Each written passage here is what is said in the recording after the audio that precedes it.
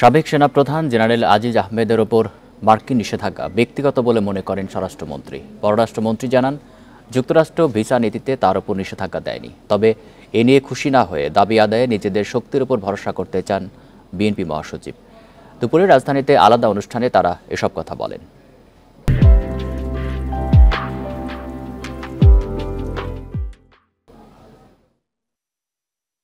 দুর্নীতি ও গণতান্ত্রিক প্রক্রিয়া ক্ষুণ্ণ করার অভিযোগে সাবেক সেনাপ্রধান জেনারেল আজিজ আহমেদ ও তার পরিবারের সদস্যদের ওপর ভিসা নিষেধাজ্ঞা দিয়েছে যুক্তরাষ্ট্র।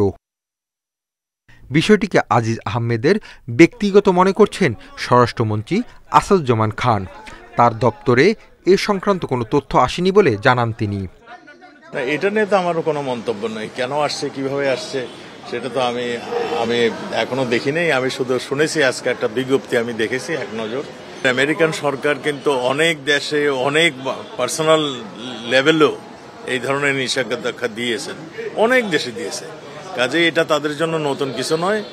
পররাষ্ট্রমন্ত্রী ডক্টর হাসান মাহমুদ জানান, আজিজ আহমেদের নিষেধাজ্ঞার তথ্য প্রকাশের আগে যুক্তরাষ্ট্র বাংলাদেশ মিশনকে জানিয়েছিল। ভিসা নীতি যেটি ঘোষণা করেছিল সেটি হচ্ছে 3C visa policy, which was under the Immigration and Nationality Act of the US। অর্থাৎ যে ভিসা নীতি ঘোষণা করা হয়েছিল সেটির অধীনে তাকে ভিসা রেস্ট্রিকশন দেওয়া হয়নি, অন্য অ্যাক্টের অধীনে তাকে ভিসা রেস্ট্রিকশন দেওয়া হয়েছে। এ নিয়ে খুশি হওয়ার কারণ দেখছেন না বিএনপি মহাসচিব মির্জা ফখরুল ইসলাম আলমগীর। বিদেশ নির্ভরতা নয়, দাবি আদায়ে নিজেদের পায়ে দাঁড়াতে হবে বলে মনে করছেন তিনি।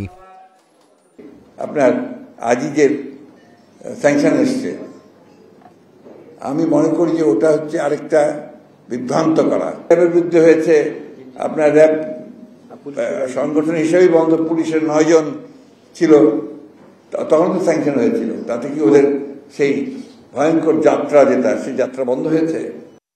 নিষেধাজ্ঞার ফলে আজিজ আহমেদ ও তার পরিবারের কেউ যুক্তরাষ্ট্রে প্রবেশ করতে পারবেন না। Hasib Mahmud Shah, independent news, Dhaka.